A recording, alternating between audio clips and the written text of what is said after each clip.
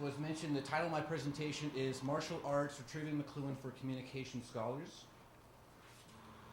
And as this is a symposium sponsored by the Institute of General Semantics, I think it's only fair to address the question of what is the connection between McLuhan and general semantics. For me, I think the central connection is the idea of media determinism. And I know that this D word is disconcerting to some people, and I'll get to that in a minute. But what this phrase represents to me is what Neil Postman referred to as the Sapir-Whorf-Korzybski Ames Einstein Heisenberg Wittgenstein McLuhan et al. Hypothesis. And what he was getting at with this long name was that language is not just a vehicle for expression, but is a driver of expression. Also, I think there's an element of, obviously, the McLuhan approach focuses on form rather than content, and that's something else I think that it shares relationships with general semantics. But why are we talking about McLuhan at all? He's hasn't been with us for 30 years. How relevant can his ideas be to contemporary scholars? Well, this was my question. This was the impetus for my writing the paper. I wanted to address this question for myself. When I started my graduate studies, I was surprised to see that every mention of McLuhan had a caveat or came with some cautionary statement that, be careful here, tread lightly. His ideas haven't held up. He's not really applicable. And so I wanted to see for myself what his standing was in the academy. Now, of course, there's this notion of the McLuhan Renaissance, which is the resurgence of interest in McLuhan that's happened in the last 15 years or so. And looking back now, it might have reached its apogee at the beginning of the century. And a lot of commentators have ascribed this resurgence of interest to the advent of the internet, the fact that we use the internet in our everyday lives as a society. We're now networked and wired. And so a lot of people have seen this as a fulfillment of McLuhan's phrase, the global village. We all live in the global village now.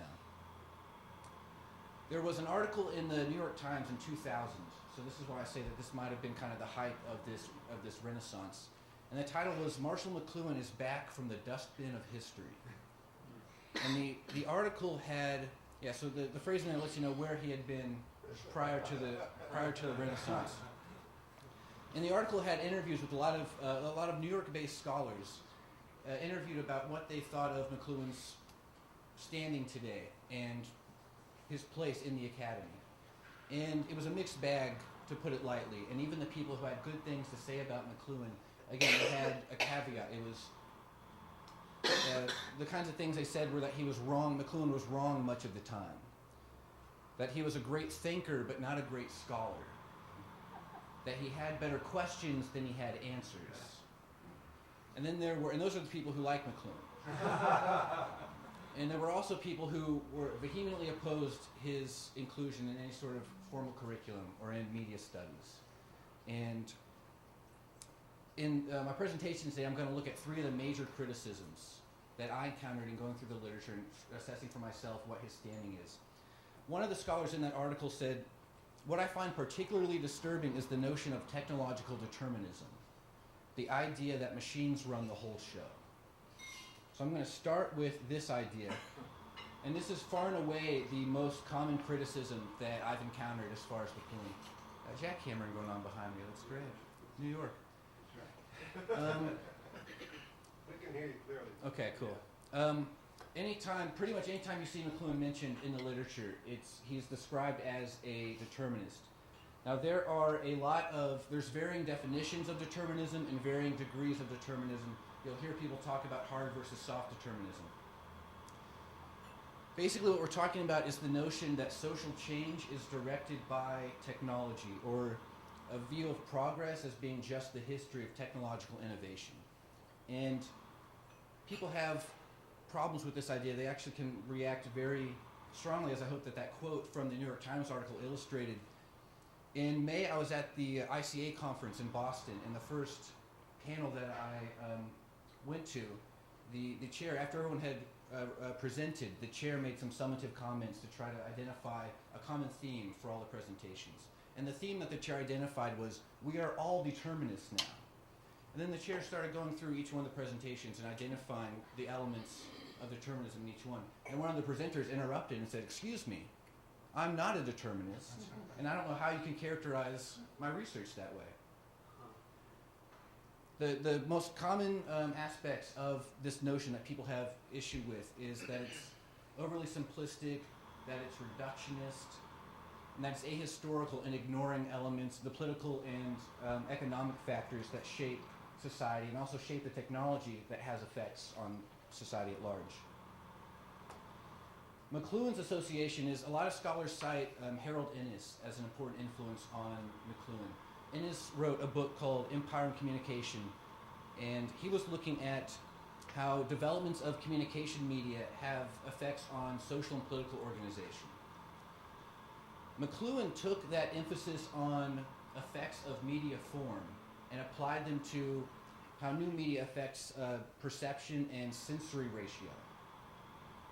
And of course, he has his timeline of human civilization that's marked by epochs of the dominant media. So you go from tribal man and acoustic space, civilized man, typographical man, the Gutenberg galaxy, up to just carnate man. And again, it's the same sort of, the same criticisms of determinism generally are levied at McLuhan. One scholar said that the most striking feature of McLuhan's media studies is its total failure to address ownership and control of the means of communication. And that's a completely legitimate criticism. McLuhan's not interested in control and ownership of the means of communication, but that's not his project. Again, a McLuhanist approach is looking at the effects of form rather than content. Now, not everyone is in agreement that McLuhan is a technological determinist. Croker wrote a book called Technology and the Canadian Mind, where he talked about three prominent Canadian communication theorists. And he reserved the label of technological determinist for George Grant. The aforementioned Harold Innis he called a technological realist. And McLuhan he called a technological optimist. And this idea of technological optimism I'm going to talk about in the next bit. Grossweiler, he wrote a book called Method is the Message, which I think is a really excellent and nuanced reassessment of McLuhan through kind of a Marxian critical theorist lens. And he emphasizes the role of praxis in McLuhan's approach. Praxis being basically putting theory into practice. For Grossweiler, McLuhan's aim is to find opportunities for human intervention in the effects of technology. And this is bore out in McLuhan's own writings. In Understanding Media, McLuhan says his goal here is to increase awareness of technology's effects so that society and individuals won't be unconsciously determined by them. Similarly, Kakita has written about the importance of agency and human agency in McLuhan's approach. And that for McLuhan, instead of technology being opposed to human agency, media become agents of humanity and of individual will. Now, there's an important element that a lot of people who reject McLuhan outright based on the assertion that he's a determinist miss, and I think that it's McLuhan's notion of technology as extensions of humanity. That's the subtitle to his to Understanding Media. So for McLuhan, there's not a strict dichotomy between the technology that we use and ourselves. It's more of a symbiotic relationship. Now, interestingly enough, this aspect of McLuhan's thought itself has been criticized. A scholar I quote in my paper says that McLuhan suppresses consciousness of alienation by insisting that technology is really ourselves. And this is an issue. I don't address this element of McLuhan of his criticism of McLuhan's determinism in my paper, but I think it's a conversation worth having. And if anyone was at the lecture last night, I think that Sherry Turville touched upon this notion of our technology as extensions of ourselves. So in general, without making a statement about determinism as a concept, I think that rejecting McLuhan outright based on the view that he's a determinist is itself an overly simplified reading of his work. Now, the next issue that I found came up most often in the literature was this idea of utopianism, which comes from the view that McLuhan believed that technology was going to solve society's problems and lead to a harmonious human family. This is the idea that people have gotten from his phrase, the global village. And in my paper, I analyze this idea of McLuhan's. Everyone thinks that he's an optimist. Some people take it to the extreme and see him as utopian. I analyzed it by looking at or contrasting the views of two prominent French theorists, Jean Baudrillard and Guy Debord, who both had different perspectives on McLuhan. Baudrillard's been called the French McLuhan. He's been called more McLuhan than McLuhan, which I guess makes him sort of a hyper-real McLuhan or simulacrum. And so, like McLuhan, he's also been criticized for being a determinist. And his media studies is also characterized by an emphasis on the effects of form rather than an analysis of media content. Baudrillard's been called a nihilist, and in general, he seems to be very cynical about technology, but especially in his initial reaction to McLuhan, he said that there's an optimism that he shares with McLuhan about technology.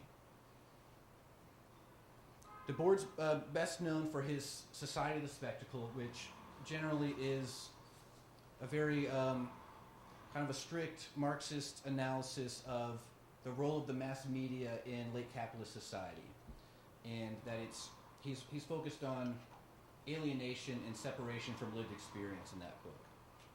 And he wrote a follow-up. It's very influential. I think the book is seminal, and I think it's evergreen too. He wrote a follow-up decades later called Comments on the Society of the Spectacle.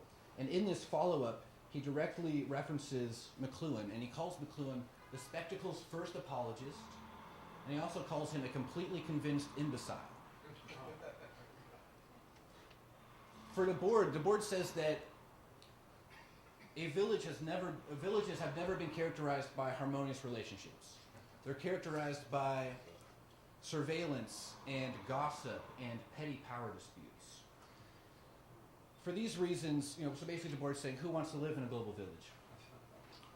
For him, the mass media primarily are always going to be tools for further alienation and social control.